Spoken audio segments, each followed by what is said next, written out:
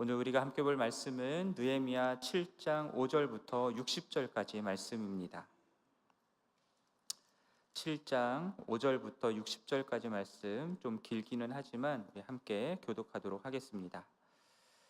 내 하나님이 내 마음을 감동하사 귀족들과 민장들과 백성을 모아 그 계보대로 등록하게 하심으로 내가 처음으로 돌아온 자의 계보를 얻었는데 거기에 기록된 것을 보면 옛적에 바벨론 왕 느부갓네살에게 사로잡혀 갔던 자들 중에서 노임을 받고 예루살렘과 유다에 돌아와 각기 자기들의 성읍에 이른 자들 곧 스룹바벨과 예수아와 느헤미야와 아사랴와 라마야 나와 나하마니와 모르드게와 빌산과 미스베렛과 비그베와 느흠과 바하나와 함께 나온 이스라엘 백성의 명수가 이러하니라.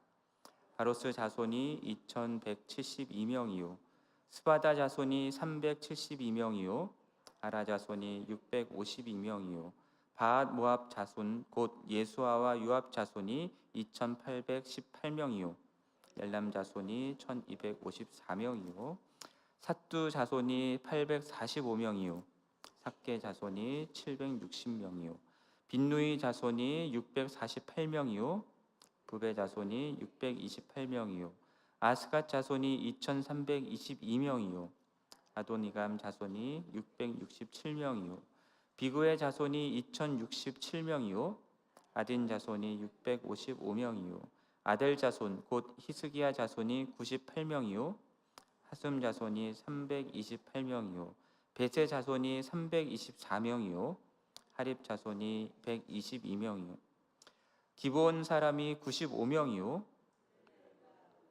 사람이 188명이요 아나돗 사람이 128명이요 베다스와멧 사람이 42명이요 기라 여아림과 그비라와 브에롯 사람이 743명이요 라마와 게밧 사람이 621명이요 믹마스 사람이 122명이요 베델과 아이 사람이 123명이요 기타 느봇 사람이 52명이요 기타 엘람 자손이 1254명이요 하림 자손이 320명이요 여리고 자손이 345명이요 로드와 하딕과 오노 자손이 721명이요 스나와 자손이 930명이었느니라. 제사장들은 예수아의 집 여다야 자손이 973명이요 임멜 자손이 1052명이요 바수울 자손이 1247명이요 하림 자손이 1070명 레위 사람들은 호디아 자손 곧 예수아와 감미엘 자손이 74명이요 노래하는 자들은 아삽 자손이 148명이요 문지기들은 살름 자손과 아델 자손과 달문 자손과 악굽 자손과 하디다 자손과 소베 자손이 모두 138명이었느니라.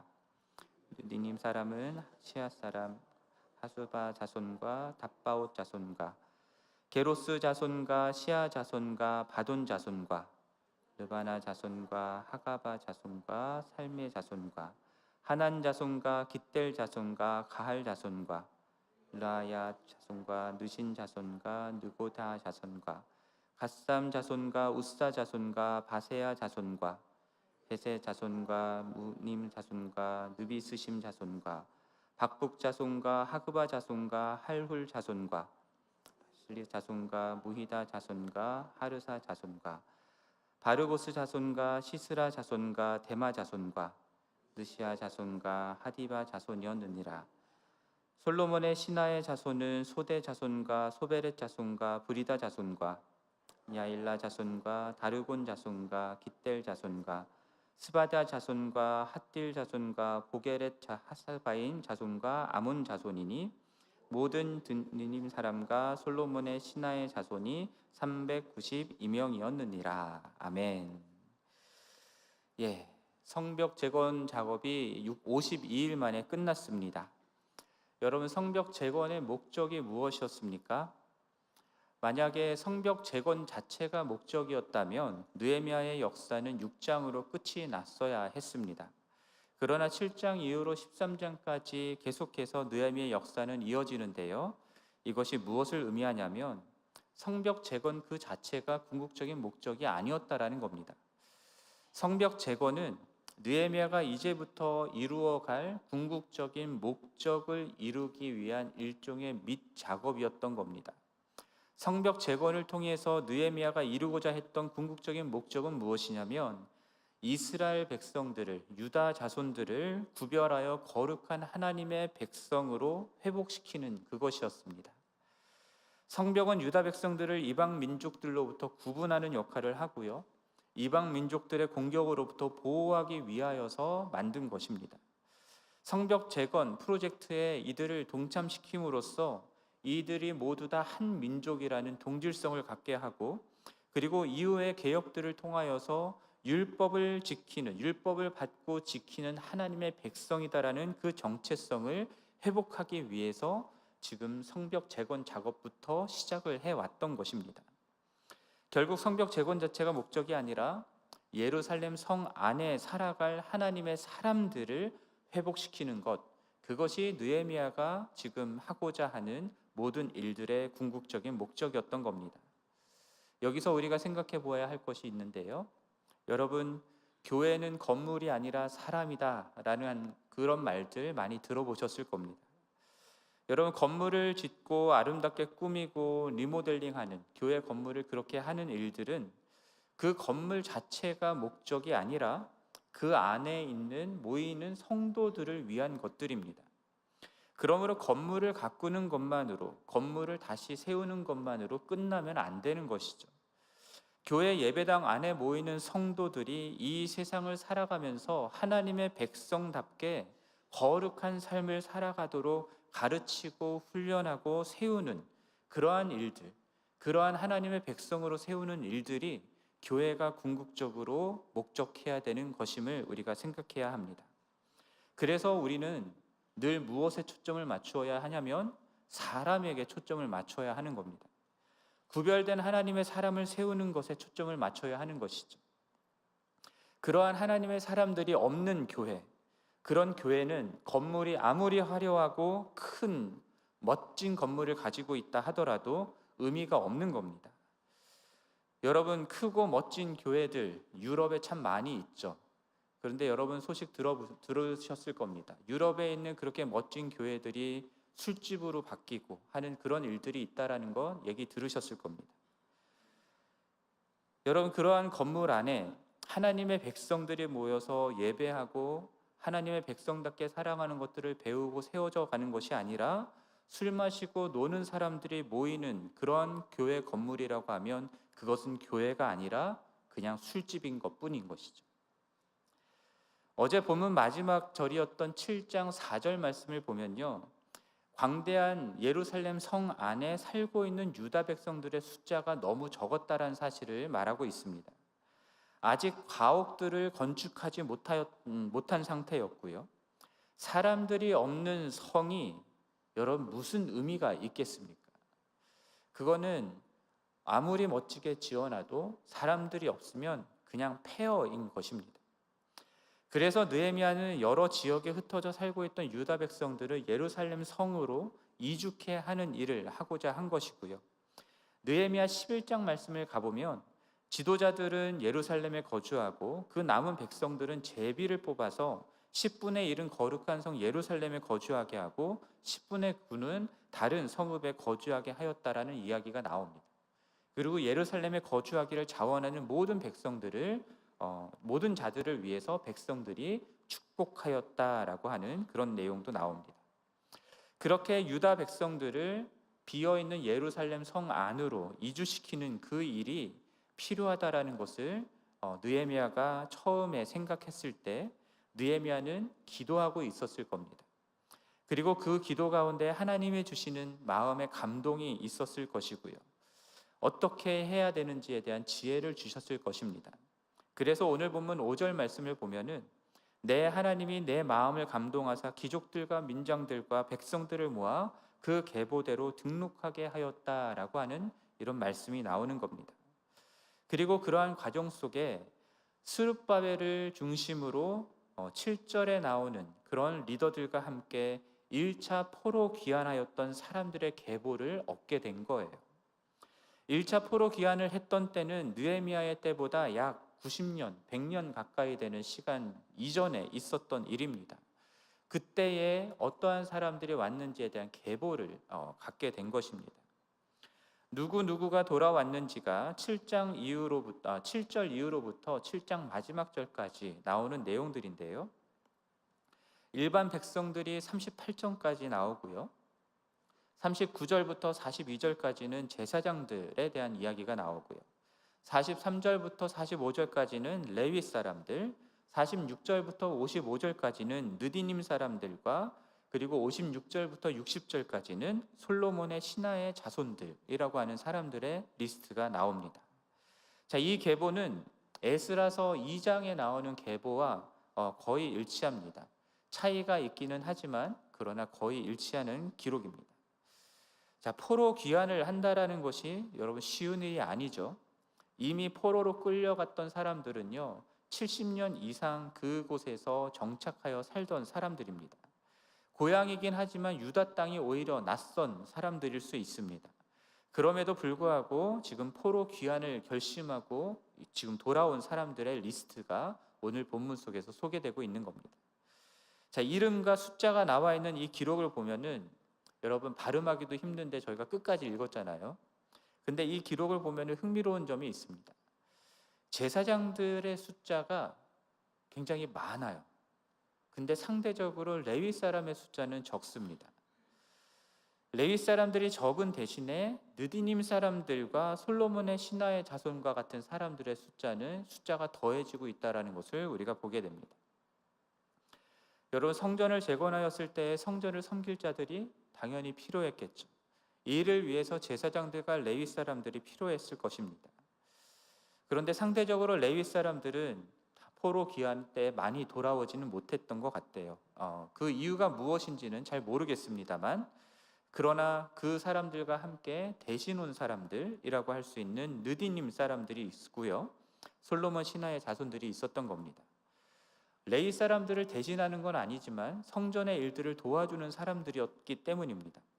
느디님 사람들은요 바쳐진 사람들이다라는 뜻입니다. 영어로 보면은 여러분 템플 서번트라고 되어 있습니다. 여호수아 때 여러분 기브온 사람들이 속여서 이스라엘과 화친을 맺었던 거 기억하십니까? 그들을 대를 이어 종으로 삼고 하나님의 집을 위하여 나무를 패며 물을 깃는 일들을 하게 하였다라고 기록이 나와 있는데요. 바로 느디님 사람들이 그러한 기브온 사람들 자손이었던 것 같습니다.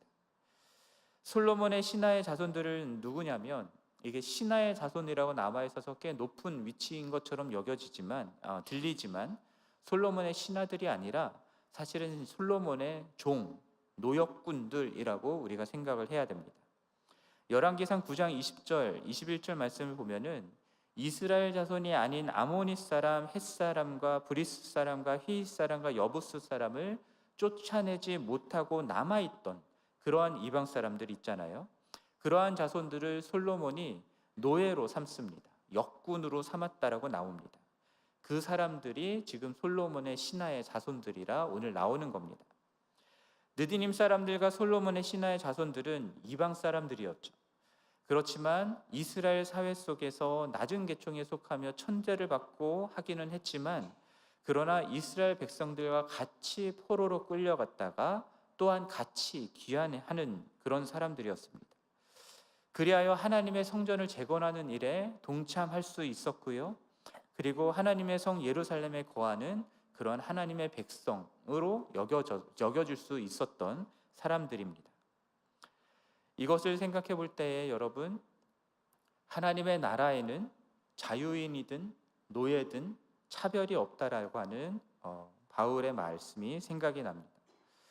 이것은 신약 때가 아니라 이미 구약 때부터 있었던 하나님의 원리인 것이죠. 인종이나 사회 경제적 출신이 중요한 게 아닙니다. 예수를 믿어 하나님의 자녀가 되는 것에는 아무런 차별이 있을 수 없는 겁니다. 중요한 것은 사람의 출신과 사회적 경제적인 위치가 아니라 예수 그리스도를 믿음으로 구원을 받았느냐 이거에 있는 겁니다. 예수 그리스도를 믿는 자는 누구든 어떠한 배경이 있든 상관없이 하나님의 자녀가 될 수 있다라는 겁니다. 자, 이들이 귀환하여서 하나님의 성전을 재건일에 동참하였듯이 여러분, 하나님의 자녀가 된 자들은 하나님의 교회를 세우는 일에 헌신해야 하는 것이죠. 우리가 살아가는 일상의 삶 가운데에 거룩한 하나님의 나라를 이루는 하나님의 역사에 동참하는 일들을 우리가 감당해야 하는 것입니다.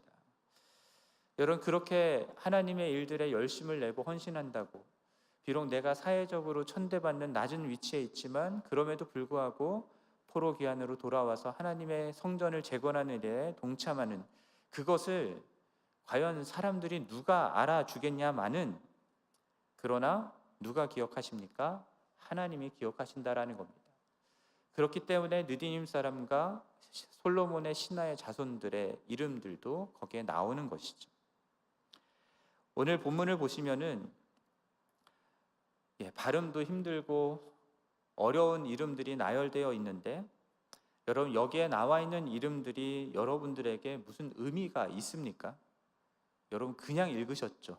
무슨 누군지도 모르고 그냥 이름이 나오니까 그냥 읽으셨잖아요. 읽기는 하지만 별 의미 없이 읽게 됩니다. 지난 6월에 저희 큰아들이 졸업을 했거든요. 고등학교 졸업을 했는데 수백 명의 졸업자 명단이 이제 리스트가 나오잖아요. 그럼 그거를 볼 때 여러분, 누구 이름을 찾습니까? 그렇죠. 저는 제 아들 이름을 찾는 거죠. 다른 사람은 자기 아들, 딸들 이름을 찾았겠죠. 다른 사람들 이름은 제게 의미가 없습니다. 제 아들의 이름도 다른 부모들에게는 의미가 없겠죠. 하지만 저에게는 무엇보다 의미 있는 이름인 것입니다. 여러분, 한번 생각해 보십시오. 여러분, 이 리스트들이 우리가 읽을 때는 의미 없이 나와 있는 이름 같지만 그 가운데에 여러분의 이름이 딱 한 군데 들어가 있다 라고 생각을 해 보십시오. 다른 이름들은 상관하지 않겠지만 여기에 내 이름이 있다라고 거기에 집중하지 않으시겠습니까? 내 자녀의 이름이 거기에 속해 있다라고 생각을 해 보십시오. 여러분, 그 자녀의 이름 때문에 자랑스럽게 여기지 않으시겠습니까?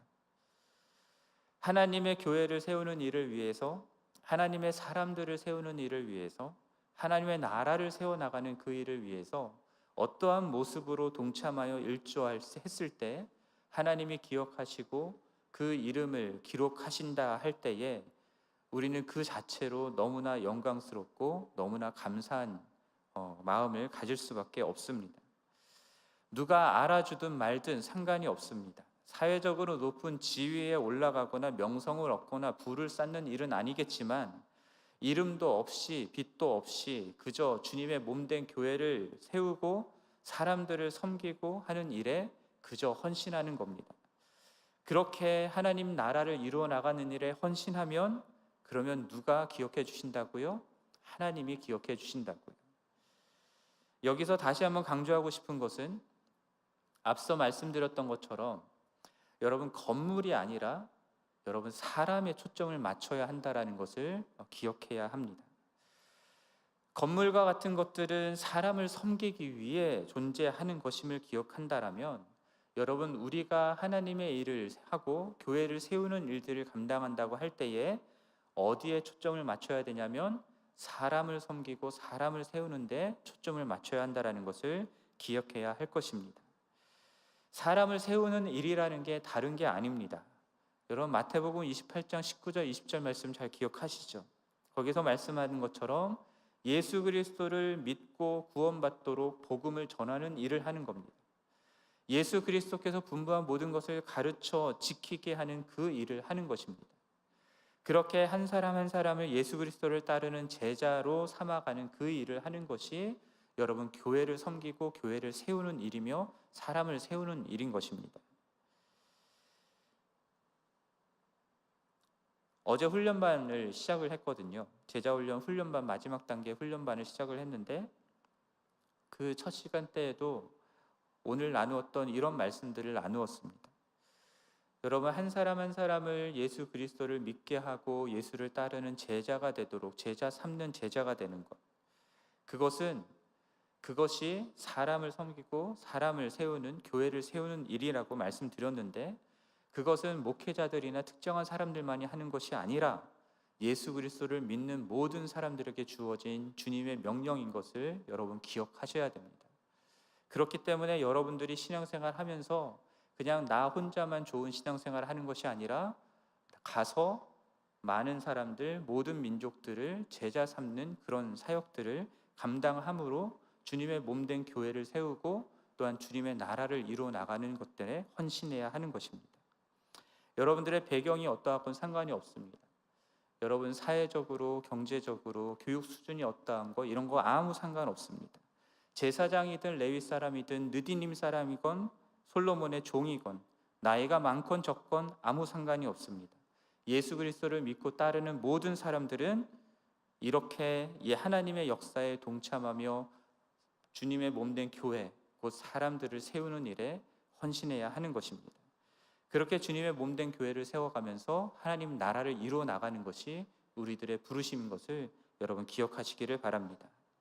그렇게 그런 일들에 헌신하기 위해서 여러분들의 시간을 쏟고 노력을 쏟고 물질을 사용하는 그런 모든 것들을 하나님께서 반드시 기억하실 것이고요. 하나님께서 여러분들의 삶을 축복하시며 하나님의 기록에 남겨두실 것을 믿으시기를 바랍니다. 그러한 우리를 통해서 주님의 몸된 교회가 건강하게 세워지기를, 그리고 이 땅 가운데 하나님의 나라가 온전하게 세워지기를 간절히 축원합니다. 함께 기도하겠습니다. 하나님 아버지, 오늘 느헤미야 7장 말씀을 통하여서 하나님께서 세우기를 원하시는 교회, 하나님이 세우기를 원하시는 하나님의 나라를 세우는 것에 대해서 함께 나누었습니다. 하나님, 교회 건물이 아니라 사람이 세워져야 됨을 기억할 수 있게 도와주시고, 그렇게 한 사람 한 사람을 주님의 제자 삼는 일에 우리 모두가 헌신할 수 있게 하여 주시며, 그렇게 주님의 몸된 교회를 세우고 주님의 나라를 세워나갈 때에 주님 우리의 이름을 기억하여 주시옵소서. 이 모든 말씀 우리 주 예수 그리스도의 이름으로 기도드립니다. 아멘. 하늘에 계신 우리 아버지여, 이름이 거룩히 여김을 받으시오며 나라가 임하시오며 뜻이 하늘에서 이루어진 것 같이 땅에서도 이루어지이다. 오늘 우리에게 일용할 양식을 주시옵고 우리가 우리에게 죄 지은 자를 사하여 준 것 같이 우리 죄를 사하여 주시옵고 우리를 시험에 들게 하지 마시옵고 다만 악에서 구하시옵소서. 나라와 권세와 영광이 아버지께 영원히 있사옵나이다. 아멘. 계속해서 개인적으로 기도하시겠습니다.